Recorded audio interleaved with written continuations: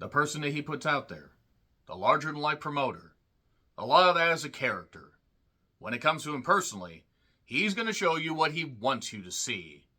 Yet despite that harbinger of things to come, Vince McMahon reportedly tried to buy back the footage from Netflix.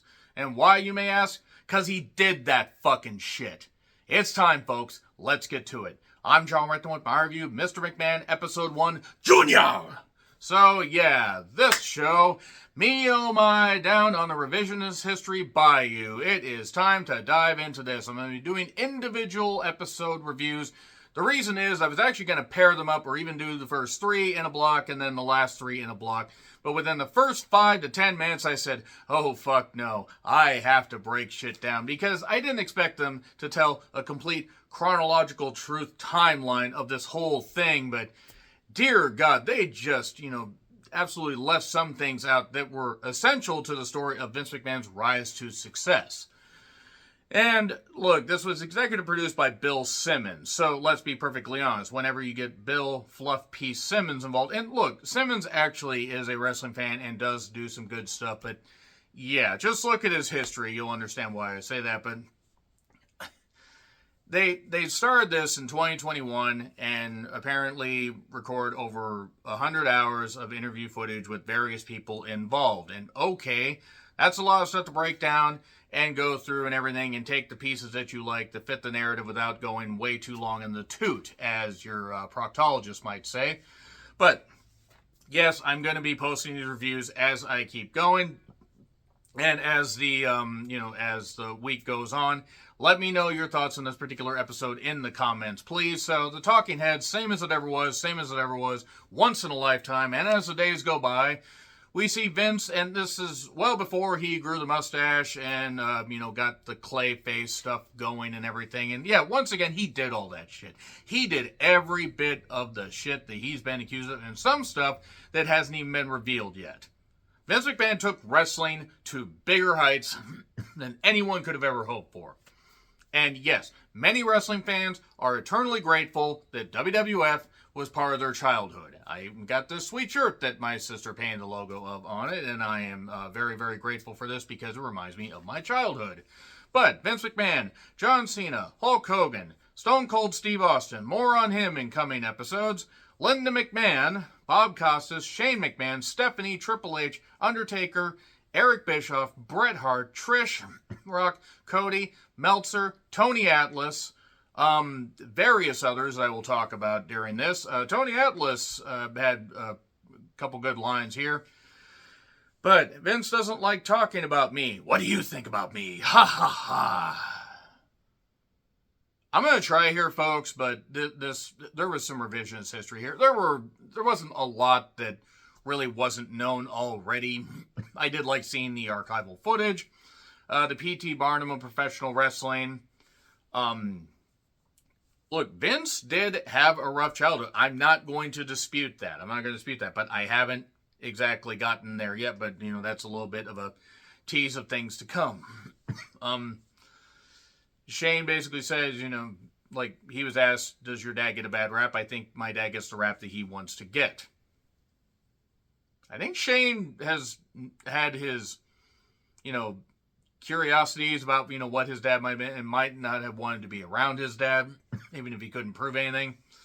But apparently, and this is something that was revealed within the first few minutes before a final interview, breaking news halted production, and Vince McMahon did not want to do his last interview. Because he did that fucking shit. And that's the thing about it. So much of our wrestling fandom, various people that grew up on WWF and other promotions, but basically grew up on WWF. Our worlds were basically, yes, we knew that Vince was weird. A lot of people knew Vince was weird. There have always been stories out there, Rita Chatterton and various things that have gone on, but good God, nobody knew the depths of depravity, however the fuck you want to say it, that Vince McMahon stooped to. I guess in hindsight we shouldn't have been shocked, but they cut to news about all the stuff going on with Vince, the Janelle Grant stuff, and the various things going on, and other hush money cases. And we have Ted Mann and Joe Palazzo, whatever the hell you say, of the Wall Street Journal, talking about the June 2022 news breaking the NDA, and the fact that this is just scratching the surface. There is a lot more to get into. Vince doesn't want anyone to really know him. Why do these interviews? Oh, he wanted to get ahead of this shit because he did that shit. So he was a promoter. He was a visionary. He was in the entertainment business, not in the wrestling business, but he was also a tyrant. He was also a heathen. He will burn in the depths of hell for what he did. Hogan talks about, we know, sometimes we think we know the story, but we really don't.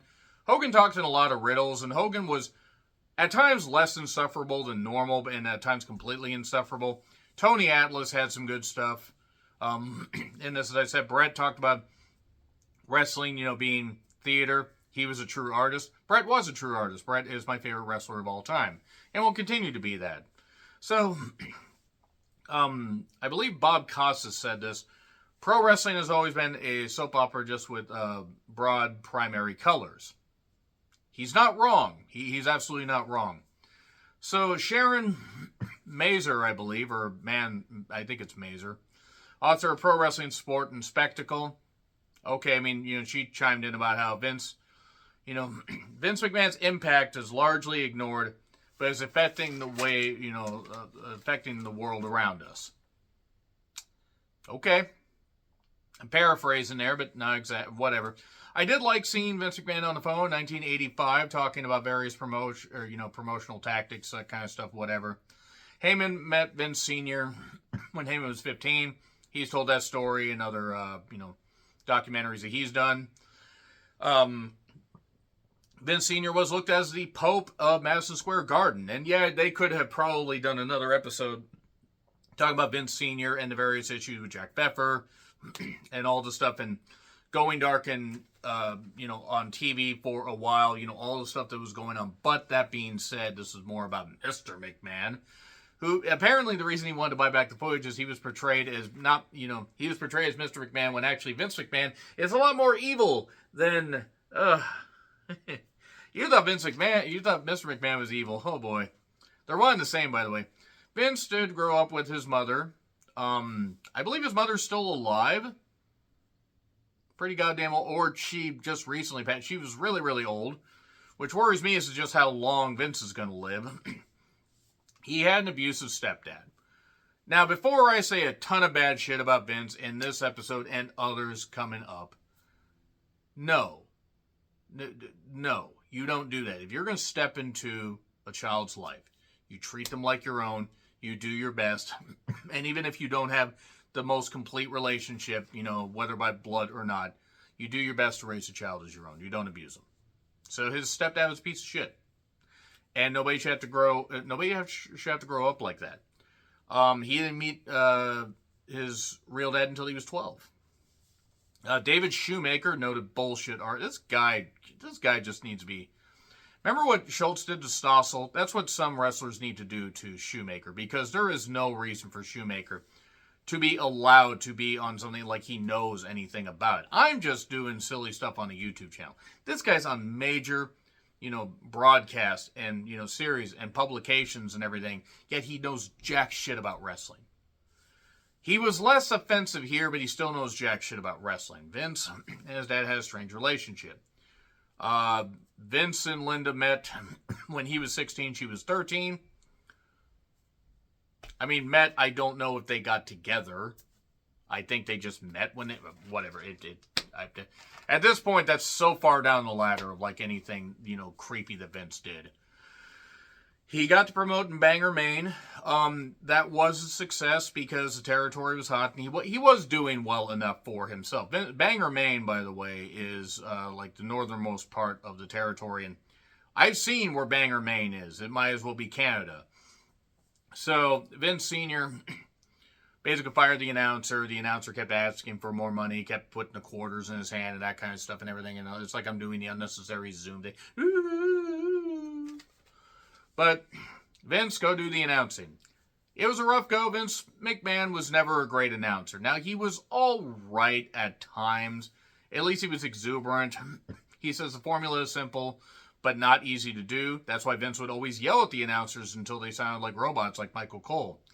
Though, to be fair, Michael Cole, after like 2007 or 8, really wasn't all that great. Maybe that's when Vince got in his ear. Maybe he just got to where he just wasn't that good.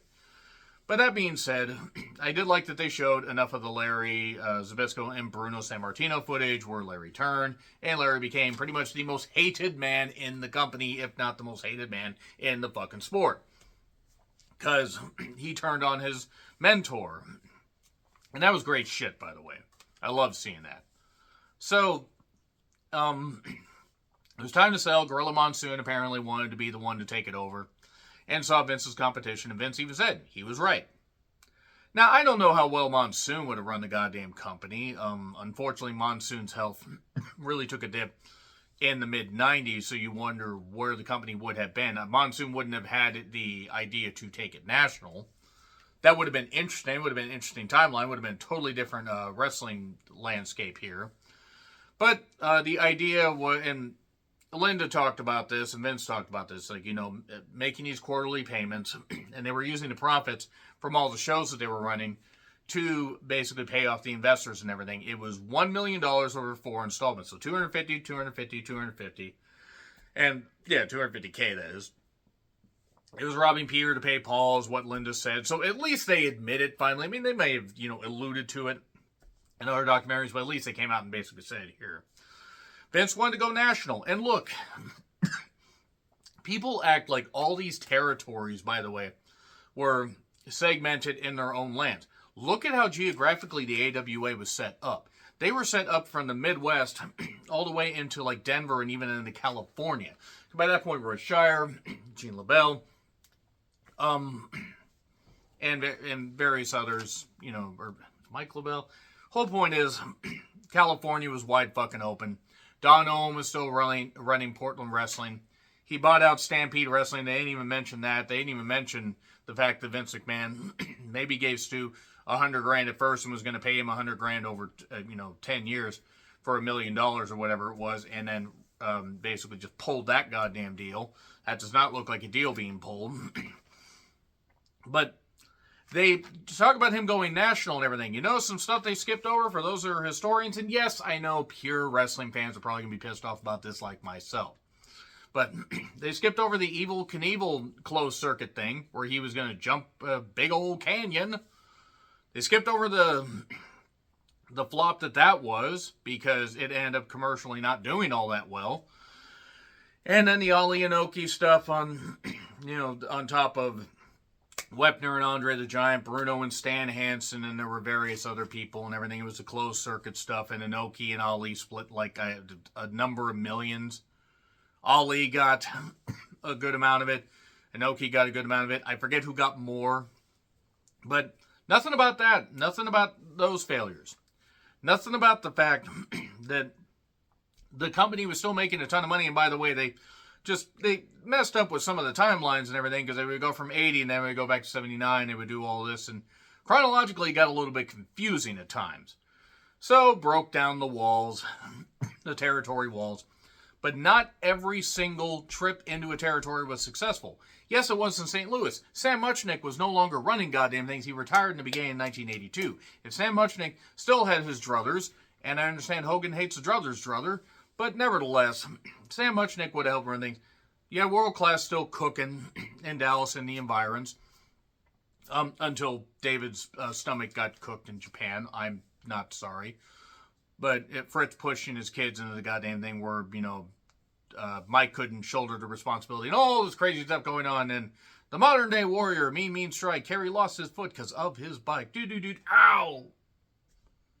So anyway, all this stuff going on with Vince and, all this stuff falling into place. Nothing about him trying to leg dive Harley Race in a restaurant bathroom and coming out on the worst end when he tried to get Harley to no-show Starrcade 83. Nothing about that. I mean, I'm not saying he's the only promoter that's right predatorial tactics. I'm not saying that. I don't even think predatorial is actually the word, but nevertheless, they ignored quite a bit of stuff. They focused more on the successes, at least until a little bit later.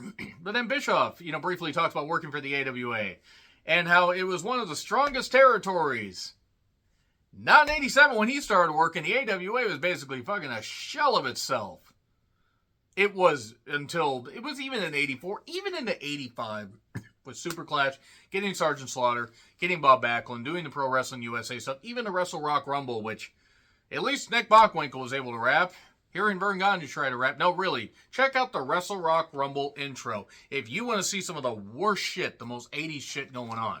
But not in 1987, it wasn't, but Eric is going to have revisionist history. Because he still won't admit that despite all the successes in WCW, he was responsible for some of the failures. So, various towns go to WWE for a variety of reasons. One of the biggest reasons was money. Also, there were certain things going on. Ricky Steamboat left Crockett because of issues with Dusty and all the stuff going on. More on Dusty in a minute. And all the people that Vince McMahon was swallowing up. Because he had the money, he had the cash flow, he was paying for TV, and he was paying a lot of money, but they were bringing in a whole lot of money. They were going to start running in Minneapolis in 84. They were going to start running in various areas.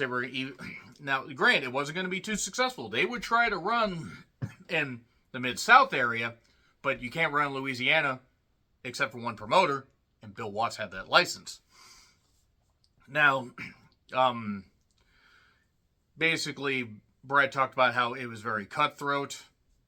I imagine he probably went into the stuff about his dad. Vince basically said, well, tough. Like, I'm winning. And yes, Vince McMahon was just more successful marketing himself. So I don't blame him for having that mindset. But man, he's an insufferable douchebag about it. I'm not going to say the actual word as far as assault that starts with R. Please don't say it in the comments. You might get flagged. But there we are. So he wanted to move on from Bob Backlund. Dusty was a possibility. Dusty didn't want to do it according to Cody. I think that Dusty could have succeeded. But would it have been Dusty Mania? Would Dusty have been able to take the thing national? Mostly. Dusty, however, wanted to be in charge. So he was the booker in the Carolinas. This is after he took a bunch of talent, went from Florida. Which Florida, you could argue, needed a fresh coat of paint. And Crockett needed a fresh coat of paint. And Dusty wanted to take the people he trusted. It's a whole nother story for another day. But they talked about some of that on Tales from the Territories. Vice did. But Dusty didn't want to do it. And I kind of don't blame Dusty. And I think it worked out for Dusty pretty well in the end. It would have been interesting to see Dusty as the main guy fighting against Slaughter. If they didn't turn Slaughter face, fighting against Sheik. Because Dusty could have had some great matches and could have gotten by on the charisma, but he didn't have the bodybuilder look. Speaking of bodybuilder look, Sterling Golden, a.k.a. the future Hulk Hogan, Vince McMahon Sr. said, I don't like this. You're Hulk Hogan. And Hogan said, I was brought in to face Andre. And Andre the Giant was sports entertainment's first attraction, according to Cody. The fuck he was. I love Andre. Yes, because of the cable expansion, TV expansion, stuff like that. You're telling me that there weren't big attractions before? I mean, yeah, Happy Humphrey, but he couldn't really move. The McGuire twins, Haystacks Calhoun, various, yes, they were more, attractions for one time because they couldn't really do anything. Andre could move. In fact, that's the thing. You see early footage of him. You see footage of him in Montreal. You see footage of him and various other promotions. He was taking suplexes on the floor. He was doing leg scissors. He was doing drop kicks. And Vince Sr. wanted him to tone it down and be more of a big man. He was very athletic. The problem is by the time we got basically to 1980, 81, he was starting to have the injuries, had the bad foot. The Killer Khan clip I wish they had shown, where he tries to swing a crutch and it nearly hits Vince, and Vince really looked pissed off, which I don't blame him. But we see Hogan slamming Andre in 1980. No, that didn't happen. WrestleMania 3 is when it happened. Shut up. Then Hogan did Rocky 3. He's told this story. Vince Sr. didn't want to do that, so he never thought he'd come back. If you took Scarface and The Godfather, basically, if you look at them or whatever, the Rocky franchise is bigger than that. I mean, maybe in some circles, but I don't know about that, because you could argue that really after Rocky, yes, you have Dolph Lundgren. If he dies, he dies. You have moments, but really the Rocky franchise is bigger than the Godfather franchise? I mean, yeah, Scarface is one movie. Really? Really, Hogan? The Rocky franchise was already rolling by the time you came along. And Mr. T was there as Clubber Lang. It was Americana. Okay, he's not wrong there because, yes, the Rocky franchise, especially Rocky 3, is when things blew up. Because Rocky 1 was a big success. Rocky 2 was a big success. Rocky, 3 plus, Rocky 1 plus Rocky 5 equals Rocky 6. Adrian's Revenge. I think that's how that quote went. But then Hogan goes to the AWA. Verne should have given him the belt, but he didn't want to. Yes, they had a relationship with All Japan. Hogan had a lucrative offer with New Japan. You could have worked something out. And then Vince was like, I want to get you to be, part of me going national. Let's go, brother. Basically, Vince swooped in and got Hogan because he wasn't under contract. Verne felt the handshakes were good enough, but also Verne had jacked Hogan around. I mean, and don't get me wrong, I'm going to say a lot of bad shit about Hogan. But goddamn it, Verne should have given him given them the green light, and he would have been ready to go. Because Bockwinkel, by that point, being champion, and I love Nick Bockwinkel, one of the greatest and classiest world champions of all fucking time. A modern-day Lou Thesz, if we're being perfectly honest. But you cannot tell me that Nick Bockwinkel losing to Hogan at AWA Super Sunday 1983 would have been the worst thing in the world. It would have skyrocketed business. But Verne couldn't do that. So the Iron Sheik was used as a go-to as a transitional champion. Nationalism, news reports. Iran sucks.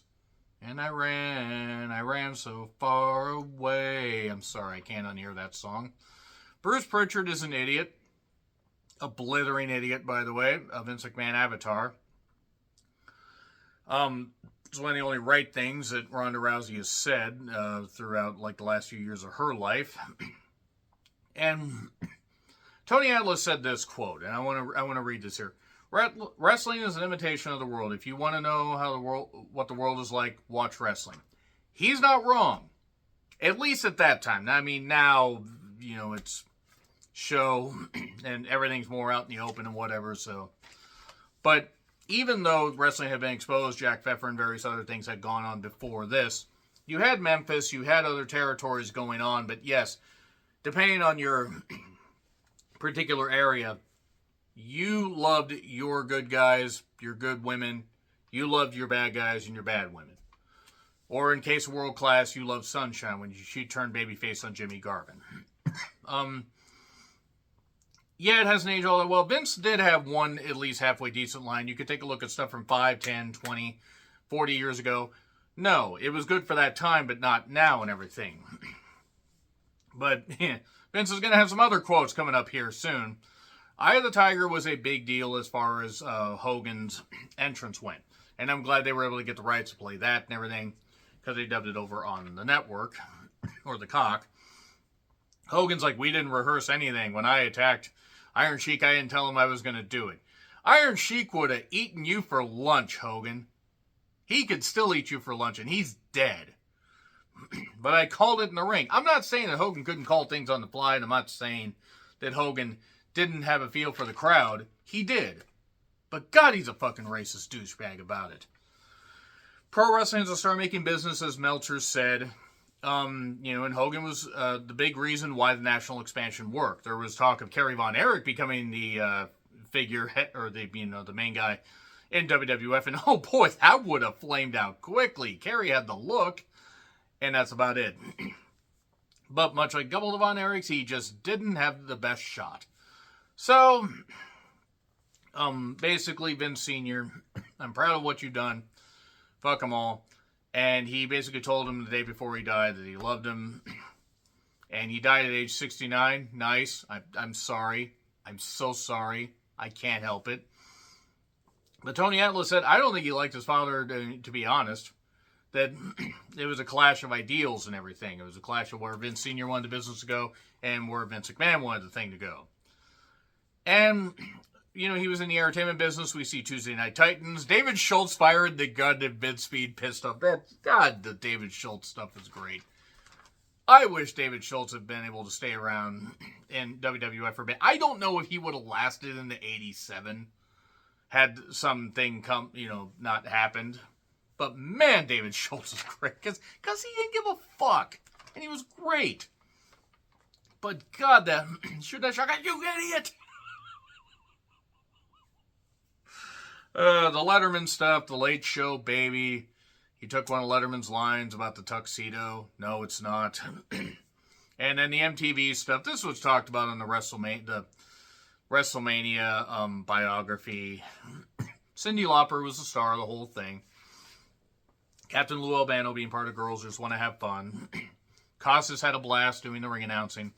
Wendy Richter having Cyndi Lauper in her corner was a big goddamn deal. Nothing about them screwing over Wendy Richter and putting the title back on the Fabulous Moolah.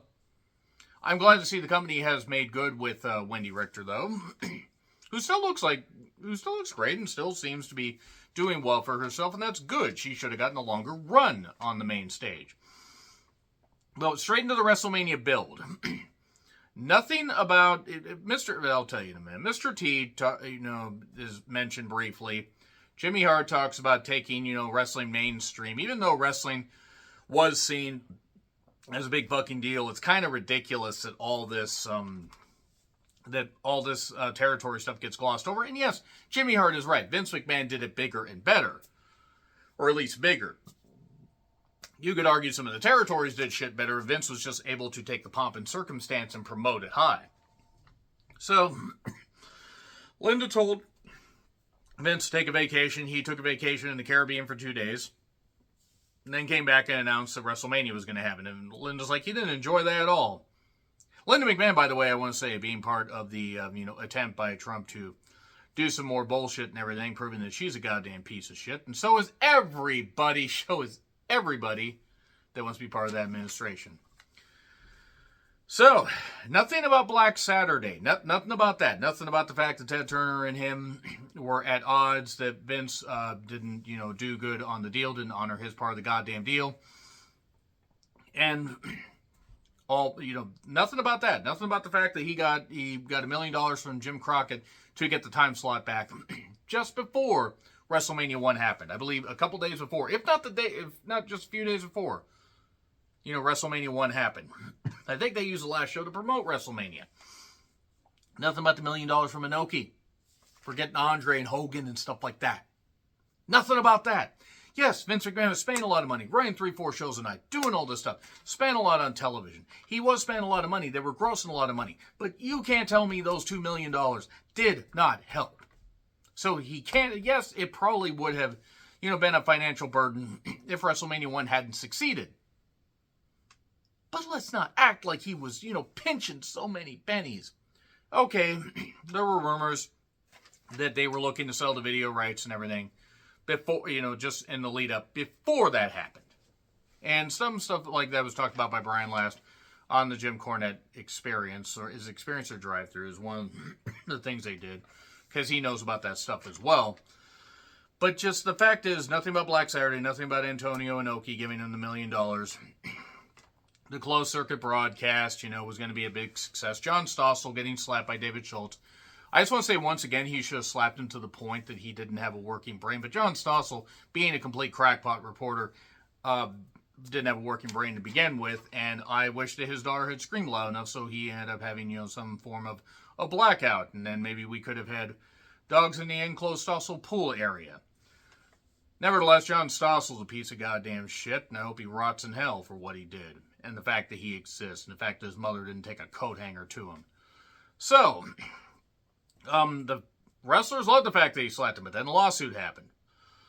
So, he lied about having all this injury. Oh, he had ringing in his ears. That went away after he got the money. Yeah, because you weren't very fucking good at your job, and you weren't earning a whole lot of money and everything, and you had to lie because somebody slapped you around for being a little bitch.